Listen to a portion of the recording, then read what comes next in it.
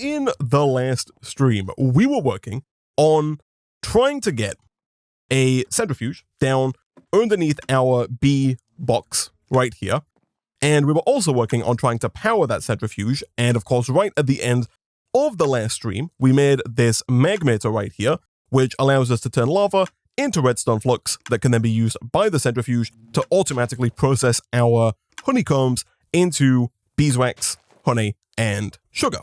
Now, of course, we didn't set up the automation for this, so right now there's no lava actively going in to the magmator, which means this has not been running since the end of the last stream. However, between streams, I have gone ahead and continued to breed out the bees in here. I've also moved the botany pot that we set up in the previous stream, as well as added a new botany pot, so we're now growing both dandelions and poppies right here. And occasionally, I've been coming in, breeding the bees. Look at that, my goodness, we have so many of them now, and planting down more flowers to make sure that they all have a place to pollinate. Now, what I want to work on in today's stream is I would like to look at getting all of the different starter bees that we can actually craft the eggs for, which are the same bees that are listed in the first quest in the quest book here. So we have the marble, sand, cobblestone, coal, gravel, dust, sieve, RGB, icy, zombie, and snowball bees. All of these bees have craftable eggs. I've bookmarked them all on the left-hand side of the page here. And basically all of them have the exact same recipe. I'm leaving that room because I'm not a huge fan of the clicking of the clock that keeps going over and over again. But they all basically have the exact same recipe here. They all require 4 honeycomb blocks. They all require 4 honey blocks. And then the center item is different depending on which egg you're looking to craft. Most of these seem pretty easy to do. For example, snowballs we can get from snow blocks, which I think we can get from the pure daisy. If you put down water in one of the slots where you would normally put stone or wood, if you're trying to get living rock or living wood, you can get snow. However, you have to do it in such a way that you don't actually break the pure daisy with the water. So I think if you do something like this and put the water here, the water is in one of the 8 blocks that surrounds the pure daisy. And so I think that should slowly but surely transform into a block of snow. We can then, of course, craft that down or break that down into snowballs. And then from there, we can use those snowballs to make the spawn snow bee. However, I do want to pivot a little bit before we start looking at making all of these bees here, because another thing that I want to start working on is the generation of steel. I talked about it a little bit in the last stream, but if we're going to get better centrifuges, if we're going to make this multi-block centrifuge, which I believe is a better version of the centrifuge that we have right now, we need to have steel. And I believe that really the only way that we can make steel in the early game is through immersive engineering. Some people did recommend using Mekanism. Unfortunately, if we look at the Metallurgic Infuser here, to make it, we need steel casing. The steel casing requires not only a block of steel, but also a blood altar. So not really something we can do just yet. We are going to have to go quite a bit further into some of the other mods before we can make steel with the Metallurgic Infuser. However, with immersive engineering here, we should be able to get the blast furnace required, I think, fairly easily. So to make a blast furnace, we need 27 blast brick. The blast brick can be made with 4 brick, 4 nether brick, and 1 magma block. Now, the bricks, super easy.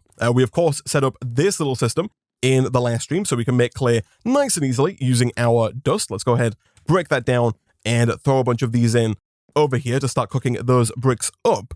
The nether brick is slightly more difficult. We, of course, have to smelt netherrack to get those nether bricks, but thankfully we can make netherrack fairly easily with lava and redstone in a stone barrel. This is a little bit more expensive because it does involve us having 27 buckets of lava. However, one thing that we are going to want to do for our power system downstairs is we're going to want to take the crucibles and the uranium that we have here and move those downstairs to actually produce lava for the magmator. Now, unfortunately, as you can see at the top there, we need a diamond level pick if we're going to move the uranium here, which is not something I was anticipating. I have also, between streams, replaced the 3 double chests that we had here with 3 crates, 1 of the diamond variety and 2 of the gold variety. This one has all of the sifting drops, this one has all of our farming stuff, and this one has kind of just everything else, all of the blocks and tools that didn't fit into either of these 2 blocks. But I think it's probably not a great time. Where the heck did you spawn? I heard that right at the last minute. Gosh dang it. I assume, actually, that he probably spawned on top of the B box, which is less than ideal. I'm amazed that it took that long for a creeper to spawn, because we didn't see any in the previous stream. So real quick, let's take a little bit of a detour here. Yeah, it must have been up here, right? Yeah. If you press F7, by the way, you get these little X's, which can show you where an area is not lit up. You'll see once you put a torch down, the X's kind of disappear. Okay, so now that we have the torches down on the roof there, what were we doing? Oh, of course, I was talking about the crates. We have the crates now. These are storing all of our wares. And I was looking at getting a diamond pickaxe, of course, because we currently cannot break our uranium blocks. So let's go ahead, pick both of those up. And then we probably, at this point in time, want to either move this cobblestone generator, or we want to look at making a new cobblestone generator. And given how easy they are to make, I think it's probably well worth us just making a second cobblestone generator for the lava power downstairs, because we are still going to want to have cobblestone up here that we can use in the future. So for now, we're going to use the cobble generator from upstairs, because we have to wait for more lava before we can make another one. But essentially, what I'm thinking here is if we just put down the cobblestone generator, it doesn't have to be above a torch, but the torch happened to be here, which was perfect. What we can do is we can extract from that cobblestone generator using our item cable, like so. And if we get the wrench, we can set this bit here to extract. That should produce cobblestone, and you can see the number of solid cobblestone there is going up. So cobblestone is generated and then instantly pumped into these crucibles. From there, eventually, we're going to set it up so that all of the lava goes to the magmator, or maybe to a tank and then to the magmator, so we can have a bit of a buffer. But for now, I think what we probably want to do is we want to get our stone barrel here, as well as some of these fluid cables, and we probably want to set up a bit of a system for making netherrack so that we can make the nether brick required for the blast brick here. So for that, I think we're also going to want to have a hopper, and in the interest of speed, I am going to temporarily steal this hopper right here. We're also going to want to have 27 redstone, which currently we do not have. However, we should be able to get an extra 9 redstone, I think, fairly easily by sifting a little bit of dust here. Perfect. And in fact, we actually got exactly 27 from a stack of dust, which is perfect. So the idea here, and we're actually going to need maybe another hopper as well now that I think about it, but the idea is that we're going to have all of the lava from this fired crucible get extracted. They're then going to go around and into a stone barrel, like so. We're then going to have a hopper on the top. In here, we can put the 27 redstone. What should happen is if we set both of these to extract, the lava should make its way in. One of the pieces of redstone is placed in by the hopper, and you'll see we have a piece of netherrack. From there, if we get one more hopper and we put that underneath, much like we did with the clay setup before it, we should be able to basically automatically generate the 27 netherrack slowly but surely as the lava is produced. So one more hopper later, if we just do this, the netherrack is pulled out, more lava should get pumped in as and when it's ready, and as you can see, we actually have a good amount of lava, and so the netherrack is being produced. I'm not going to lie, this feels like a bug. Like a big bug. It looks like if there's any lava in the stone barrel at all, netherrack is made. That is super weird, because we were supposed to have, I think, normally you have to have like 27 buckets of lava to make this happen. Like it's 1 bucket of lava and 1 redstone. This one doesn't specify 1 bucket of lava. You only need 1 millibucket. Wow. Okay. I don't know if that is a bug or not, but either way, it's nice to know. Now that we have the netherrack, which we did get quite quickly, we can throw that, of course, into our furnace, and slowly but surely that's going to produce the 27 nether brick required for the blast brick. Now, the hardest part here about getting the blast brick is going to be this magma block in the middle. So to make the magma block, we can craft together 4 magma creams, and if we want to make magma creams, we can craft together blaze powder and slime balls. Now, blaze powder, we get it as a byproduct of sifting dust, so getting a large amount of that, not going to be too difficult. The harder part is getting slime.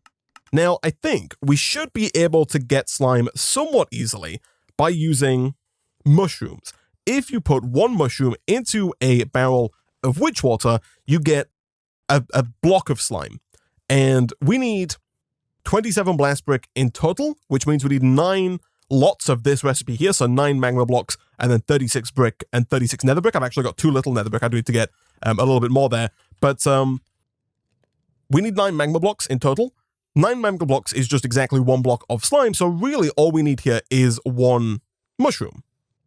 Now, I believe that we can craft in this mod pack brown mushroom blocks. Yeah, once again, we can use witch water here with ancient spores to generate brown mushroom blocks. And if we place and break the brown mushroom block, you have a chance of getting mushrooms.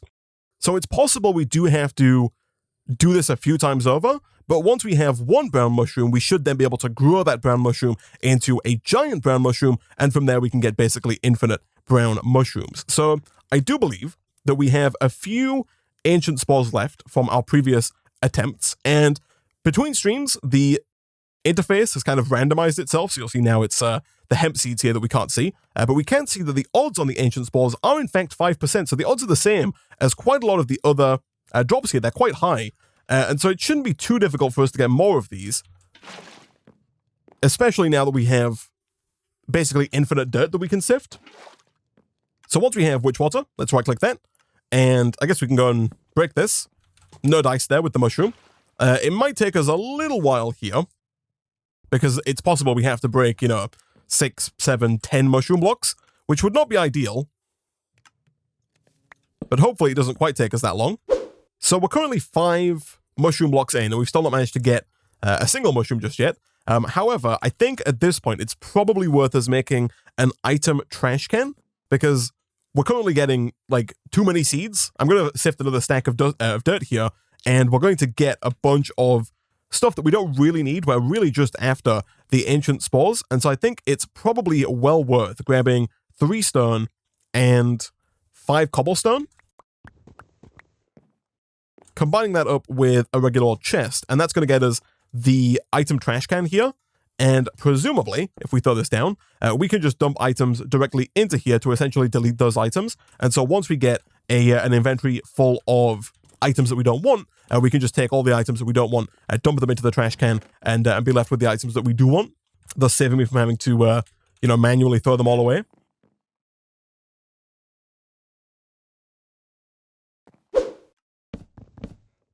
Hey, nice. Okay, number 6 did indeed get us the brown mushroom that we were after. And so what we should be able to do now is we should be able to plant this brown mushroom and grow it into a much larger mushroom. Now, I believe if you plant mushrooms on a normal block like dirt or grass, the mushroom has to be blocked, it can't have a line of sight to the sky. However, I do think that if you plant the mushroom on mycelium, it can grow even if it has line of sight to the sky. Now, it is surrounded by a couple of things here, so it's quite possible that it might be in too cramped of an area to grow. But no, look at that, perfect. And so at that point, we should hopefully be able to tear this whole thing down, and we should get quite a few more mushrooms. Look at that, we turned 1 into 17. We should be able to do the exact same thing again here to turn our 17 into presumably about 34. Look at that, 33 mushrooms. And so now we essentially have infinite mushrooms going forward, and we can use those mushrooms to make an infinite amount of slime blocks, because 1 bucket of witch water plus 1 brown mushroom gets us 1 whole block of green slime. And 4 blocks of green slime later, and we are very almost good to go. We only have 23 blaze powder right now, so we can only make 5 of these magma blocks here. And we do need 9 in total if we're going to get all of the blast brick. We do, however, have all of the nether brick and regular brick, so we can at least start crafting that down here. And it really shouldn't be too difficult, I don't think, for us to get the remainder of the blaze powder. It really should be as easy as just sifting down another stack or 2 of the dust that we have here, and a few stacks of dust sifting later. And I think, Chad, that we are pretty much good to go here. Let's get the remaining magma blocks, craft up the remaining blast brick, and once we have 27 blast brick, we can then go ahead and set up the multi-block structure, which I think we're probably going to put maybe like right about here. So this is basically just a big, and in fact I might push it back one further so it's not quite so close to the middle of the room here. But essentially this multi-block is a big 3x3 cube with the center left hollow. And by hollow, I of course mean completely full and not hollow, like this. Now, in order to actually form this into the multi-block structure that is the blast furnace, we are going to have to get a hammer, that being this one right here, the engineer's hammer from Immersive Engineering. As luck would have it, it is fairly easy for us to make. We can make it with 2 sticks, 2 iron, and 1 string. 2 sticks, 2 iron, and 1 string. Good stuff. And if we now right-click in the middle of the multi-block, so right about here, this will form it into a blast furnace. And now what we can do is we can put iron into this top left slot here, and if we provide the blast furnace with fuel, it will slowly but surely process that iron ingot into a steel ingot, as well as some slag. Now, if I'm not mistaken, the blast furnace can only accept certain types of fuel. For example, I'm pretty sure if I were to try and put in a regular plank, that would not work. So regular planks, yeah, cannot go in this bottom slot. So wood doesn't work, coal doesn't work, but hopefully charcoal does work. It does, perfect. So this does indeed get the job done. As you can see, it is very, very slow and is likely going to require more than the 3 charcoal that I put in there. If I act fast, I should be able to grab a little bit more charcoal out of this furnace here, and hopefully the extra 3 should be enough to get our first steel ingot.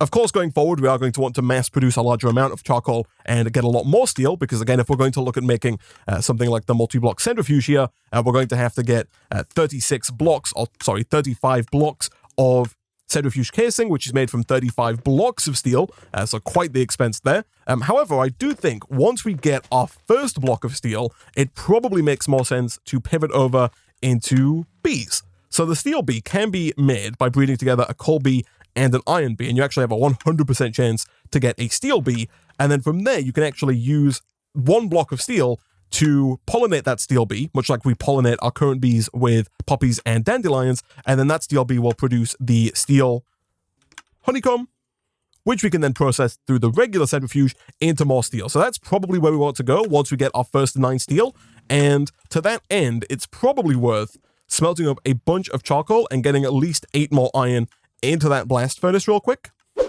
So we've got more charcoal.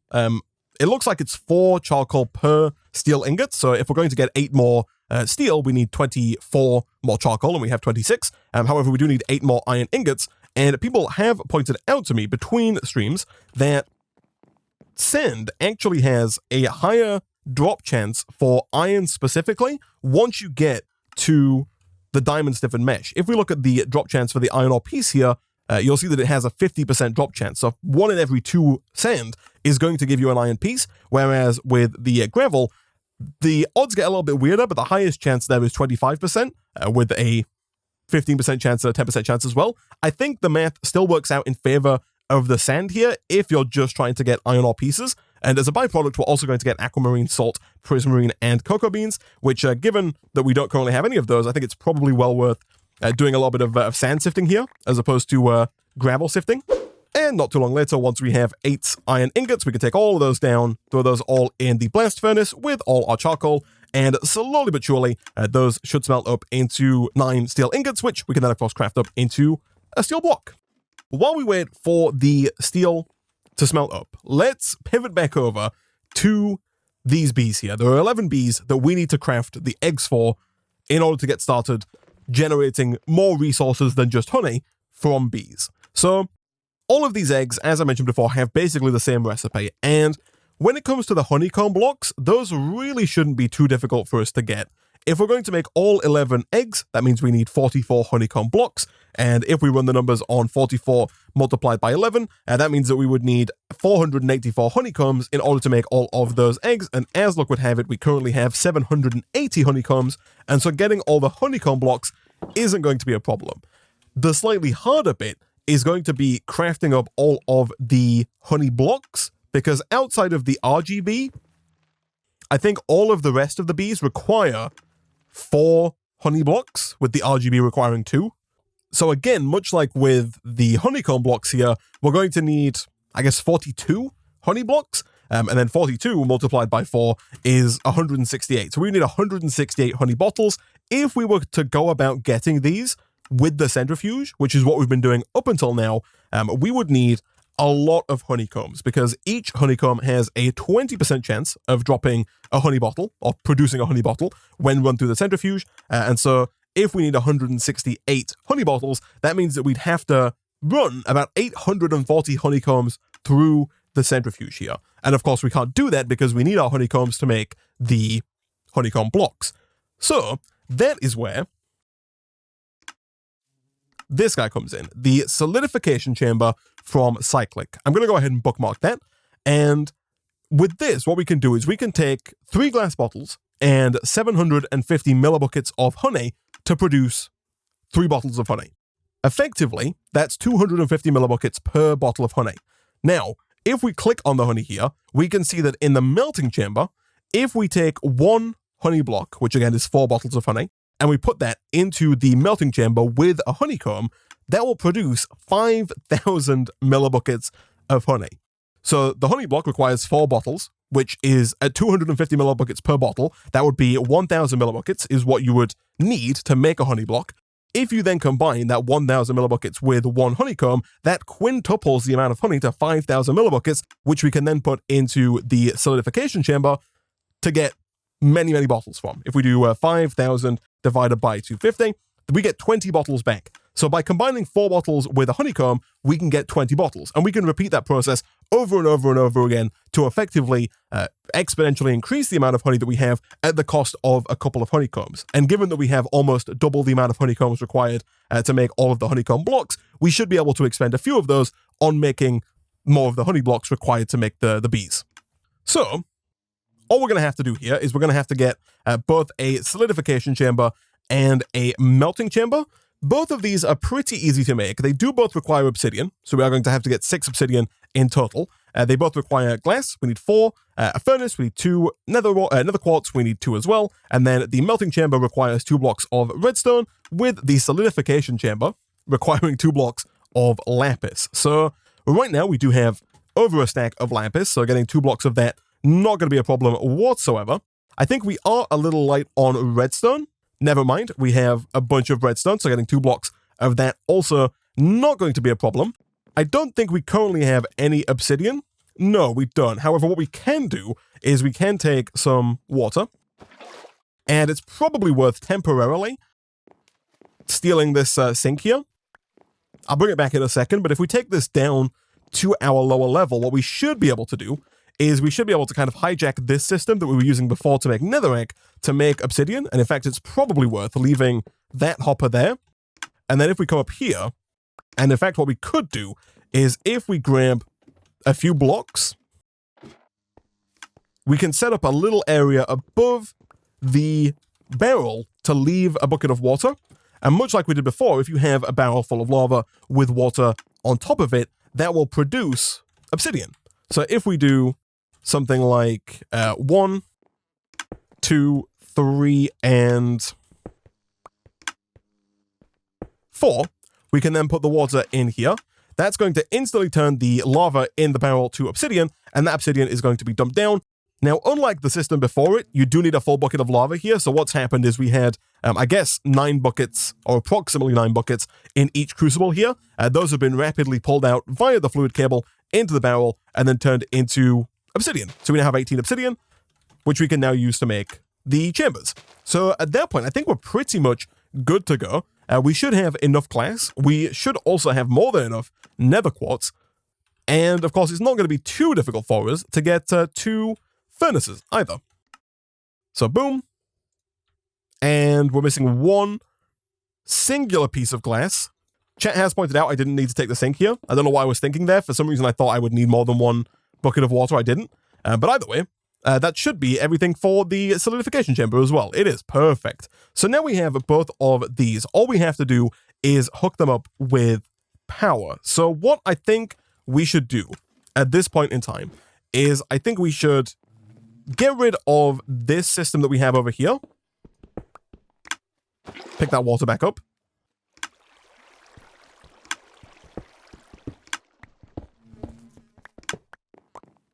And instead start pumping the lava from these crucibles over into the magmator. So if we put our magmator down, let's say right about here, it should start filling up with lava and it should start generating power. What we can then do is we can then make some energy cable from the power mod to move the power from that magmator to multiple different blocks. Thankfully, the starter cable here can move up to 100 Fe per tick, and given that our magmator only produces a maximum of 70 Fe per tick, this should be more than enough, and it's also super easy to make. 6 dielectric rods, horizontal, 2 iron nuggets, and 1 basic capacitor of the tiny variety, all of which we should be able to make fairly easily. So we can craft the basic capacitor into 2 tiny capacitors, and then boom, we get 12 energy cable. I'll hold off on making a second set for now because I don't think we're going to need more than 12 today. But over here, what we can then do is we could run the power, for example, up and over to the centrifuge if we wanted to. Right now, I don't really want the centrifuge online because I want to keep all of our honeycombs as they are for the time being. This setup isn't super useful for the regular honeycombs, but once we start getting, sand honeycombs, coal honeycombs, iron honeycombs, all of those types of honeycombs, that's when the centrifuge really starts to become very useful for us. For now, though, if we just run the power from this magmator to these 2 blocks, we should be able to start working here. Now, I think what we probably want to do is we probably want to put down our melting chamber and our solidification chamber 1 block apart, because at that point we can have a fluid cable between them and we don't have to manually move the 5 buckets of honey to the solidification chamber. We can then take our cable wrench, set that to extract, make sure both of these have power by connecting them up like this, and then now, if we put a block of honey and a honeycomb into the melting chamber, we can begin this system. So, as luck would have it, we do have 4 honey bottles, so we can make a block of honey, and of course we do have a lot of honeycombs. Right now they're all in the drawer, we can pull them out here though, and that will be instantly refilled, which is perfect. So if we put, let's say, a stack of honeycomb in here, and a block of honey here, that will then produce 5 buckets of honey, basically instantly. And at that point, if we take our glass bottles here, we can then put those in like so. It does take a little bit of time between each craft, but slowly but surely, that generates honey bottles. Once we get to 12, that's a nice number that divides by 4. We could take those out, craft those back up into 3 more blocks, and then put those 3 blocks back in over here. And once again, we're going to start making even more honey that's going to fill up this slot here, making even more bottles, so on and so forth. So we basically just need to repeat this over and over and over again until we have the 42 blocks of honey required to make all of these eggs. So chat has requested that I make something to muffle the sound of the clicking, because it does get quite tedious after a while. And the only block that I think we can really make right now is the soundproofing from Cyclic. It says each block reduces sound volume nearby. So you get 4 blocks from 1 bone block and 4 orange dye. So if we take our mystical orange flower here and run it through the whole petal duplication process to get a bunch of orange dye. So pestle and mortar, orange dye. We'll go for like 8 for now. We can always make more soundproofing if we need to. But we'll start out with, I guess, 8 and see if that's enough. So if we take 2 of these and craft them up like so, we get some sound muffling. And then I think if we just place this down kind of like here,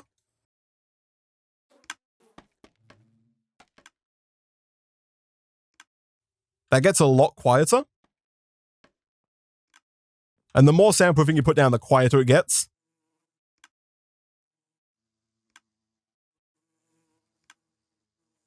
All right, so a lot of honey processing later, and thankfully we do now have 42 blocks of honey, plus enough honey in here to make a much more honey if we leave this going. I did make a second solidification chamber just to speed things up a little bit because it takes quite a while for this to process, especially when you're looking to get so much honey. But now that we have 42 blocks of honey, what we should be able to do is we should be able to I guess maybe temporarily dump some of my inventory out into a chest because I'm about to grab a lot of honeycomb and then try and craft that down as well. So if we just pull a couple of stacks out of here, we should be able to then hover over these and press K to begin crafting them down. So back up here, we should now, finally, be at the point where we can start to make these eggs. We have the honeycomb blocks, we have the honey blocks. Let's get started. So the snow that we put down right at the beginning is now ready to be broken. We do want to make sure that we break it with a shovel, I believe. Otherwise, we are not going to get the snowballs that we are after. Thankfully, making a shovel here really not going to be too difficult for us. Good stuff. And I guess at that point, the first one that we can make here is the snowball bee. Beautiful. The zombie bee is the only one that I think we can't make just yet because we don't have rotten flesh. We'll come back to that in just a second. The icy bee just requires a bucket of water, which we do have. So let's go ahead and craft that up. The RGB requires a blue dye, a green dye, and a red dye, all of which should be pretty doable if we grab one blue, one red, and one green flower here. The red flowers we should have lying around somewhere. We do. Actually, we don't even need to use red flowers because we have red dye from poppies, of course. But for the blue dye and the green dye, we can take mystical green flowers and mystical blue flowers and then craft those up once again with the pestle and mortar. That's going to get us both blue dye and green dye. At that point, that should be everything for the RGB. After that, we have the Civ bee, which again looks pretty straightforward. We are going to need some more wood here, but that's also not a problem for us. I think it might also require at least one slab to make a sieve. It does, yeah. Boom. And boom, there is our Civ bee. Then there is the dust, gravel, and sand bees, I think. Yeah, all of which we should be able to do. We are missing the one dust that we need. However, we should be able to hammer one of those out nice and quickly. So let's do dust bee, gravel bee, and sand bee. We also need a coal bee, which we can do with coal. We need a cobblestone bee. And I think finally we need a marble bee, or outside of the zombie egg at least. The marble bee requires one marble. Marble we can make with diorite and stone pebbles, both of which we should have. We have a bunch of diorite pebbles. We need 8 in total. And we also need at least one stone pebble, which we do also have. So let's craft up one marble and then the marble bee. And then finally, I think what we're going to have to do is probably just set up some kind of platform, maybe just behind our oak tree here, and see if we can't get a zombie to spawn. So quite a bit of tinkering around later, and we do seem to have managed to get some mobs to spawn, and I'm pretty sure there's at least one zombie in there. There is. So the trouble now is, one, not dying to the skeletons and all zombies, but also not letting the creeper in there, because I know there is at least one creeper in there, kill the zombies or skeletons.